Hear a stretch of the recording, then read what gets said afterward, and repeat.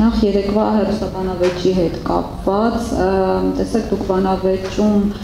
խոսում էիք թմրամոլության տահագնացող տեմպերի մասին, ձեզ պատասխանում էին, որ առողջ միջավայր ենք ստեղծում, խաղադաշտեր, խաղահրապարակներ ստեղծելով, կառուցելով, դուք խոսում եք սահմաններից, անվտանգությունից, ձեզ պատասխանում էին աղբահանության հարցերով եւ մոտավորապես այս ֆորմատով ընթացավ ամբողջ բանավեճը, բայց ձեզ համար հարց չէր առաջանում, ինչու ձեր նախկին թիմակից երիտասարդ Դավիթ Խաժակյանը այսպես հետևողականորեն փորձում էր հիշեցնել ձեր անցյալը, որ դուք ՔՊ-ի հետ ինչ-որ համագործակցության եզրեր եք ունեցել, այն դեպքում, երբ որ իրենց թիմը հենց ներկայումս համագործակցում է ջան-ջիգյար, այսպես շաքարակալած հարաբերություններ ունի ՔՊ-ի հետ, անգամ պաշտոններ են կիսում եւ փորձում էր ձեր վրա բարթել պատերազմից հետո այդ ամբողջ ծանրության բեռը։ Երկրորդ հարցն էլ միանգամից լավ սա պատասխանից հետո հաջորդին անցնենք, հա, որ չփառենք։ Շնորհակալություն, այո, դուք ճիշտ դիտարկում եք անում առայն, որ մենք լրջագույն խնդիրներ ենք բարձրացնում, իսկ մարդիկ այսպես ոչիլի պատմություն կա, չէ, իրենց ոչիլից են խոսում, եւ դա պարզ է, մարտավարություն է, որովհետեւ այլ բան ասելիք չունեին, այն որ իրենք բակեր են արհեստական, ձևական փորձում իբրև թե վերանորոգեն, բայց թմրամոլությունը շարունակում է աճել եւ խաղամոլությունն աճում է Հայաստանում եւ Երևանում, եւ ինչ էլ ուրեմն անում են անարդյունավետ է, եթե նույնիսկ ենթադրենք, որ դա անում են ու պիտի նպաստեր, անարդյունավետ է, որովհետեւ թվերը ահագնացող են եւ ազգային անվտանգության խնդիր են արդեն եւ դա մասին մեզ պատմում են Երևանում ծնողները, երեխաների, դեռահաս երեխաների։ Սա սարսափելի է եւ իրենց վերաբերմունքը դրան հենց ցույց է տալիս պատճառներից, նաեւ հազարավոր պատճառներից մեկը, թե ինչու պիտի իրենց չընտրել։ Ինչ վերաբերվում է հարց առաջանում է ինձ մոտ, թե ոչ երեկվա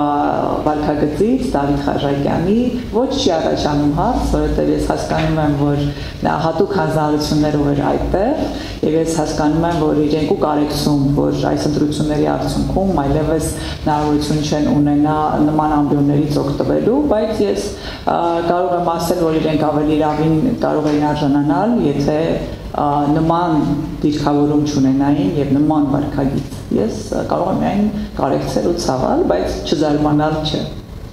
Տեսեք, դուք ասում եք, մենք իշխանազրկելու ենք ՔՊ-ին բոլոր օրինական ճանապարհներով, բայց օրինակ ես օրերին խորհրդարանական ընդդիմությունից մասնավորապես Հայկ Մամիջանյանը ասել է, մեջբերում եմ, Երևանը փոխվելու է իմ ձեր հայրենասերների քրտինքով եւ եթե Փաշինյանը անմտություն անի, նաեւ Արյան։ Ինձ հետաքրքրում է ինչ որ մի պահի Եթե այս իշխանությունները, ասենք նախկինների պես 70-80, ինչքան սրտներով դա խփեն, վերարտադրվեն եւ դա լինի շարունակական, ինչ որ մի պահի դուք կարող եք գնալ գծից դուրս գործողությունների, թե ձեզանից չսպասենք դա։ Գիտեք, ես արյունահեղություններին, բռնություններին իսպար դեմ եմ եղել նաև նախկինում, երբ որ նման էլիտենտենց էր առաջանում եւ դա նաև այն կարևոր պատճառներից է եղել, որ ես նպատակարար չեմ գտել այդ ձևաչափով փոփոխությունը։ Ես պատահական չեմ ասում, որ շատ կարևոր է մեզ համար վստահության, ընտրությունների միջոցով վստահության քվեով փոփոխություն անել, որովհետեւ դա է այն մանդատը եւ ուժը,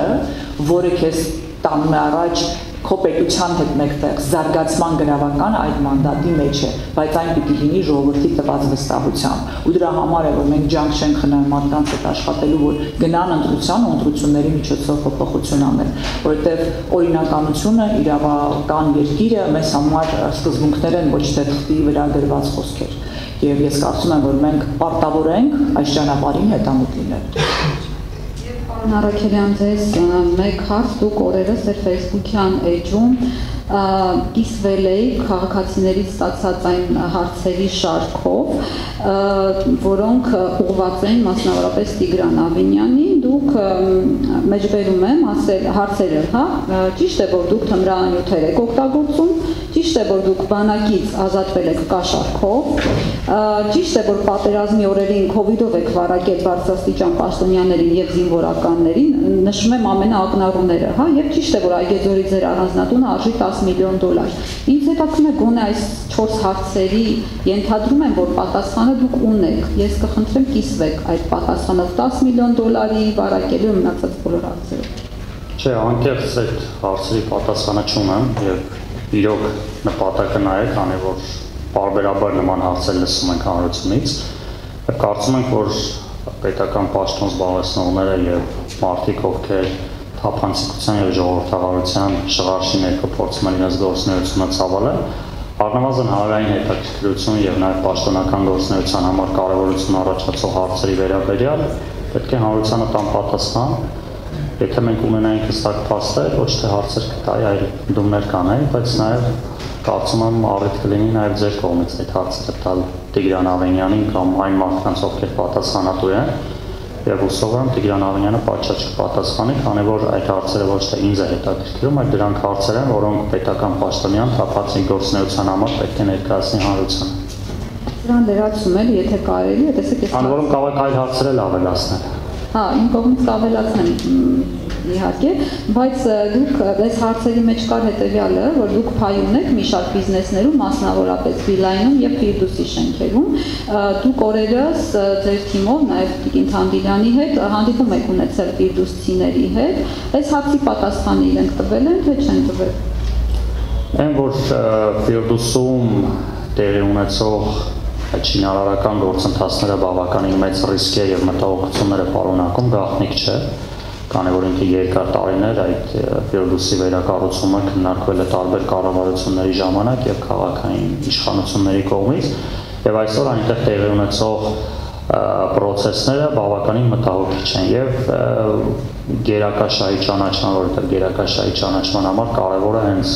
պետական գործառույթ, հա, ենթակառուցվածքներ, օրինակ ճանապարհներ, այգիներ, ինչ-որ այլ հատվածներ, որի դեպքում է մեն, այսինքն բայց մարդկանց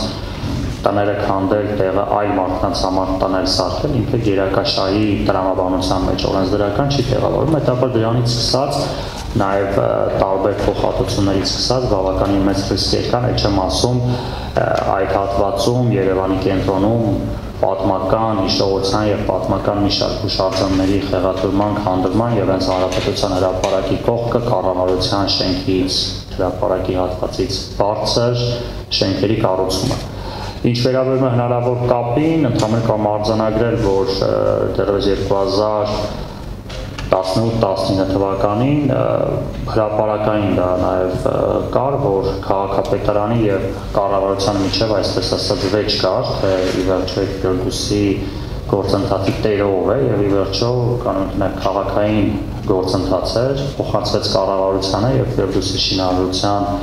համակարգումը այն ժամանակվա փոխվարչապետ Տիգրան Ավենյանին էր, բայց մի հետաքրքիր փաստ կարող եմ արձանագրել, որ որպես ավականու տեխնացու կենտրոնական ընտրական հանձնաժողով ներկայացրած Տիգրան Ավենյանի գույքի հաշվետվության մեջ առկա է ընդամենը մեկ գույք։ Տիգրան Ավենյանը Ֆիրդուսի նորակառույց շենքերից մեկում ունի 1.18 քառակուսի մետրանոց ավտոտնակ, միայն ավտոտնակ։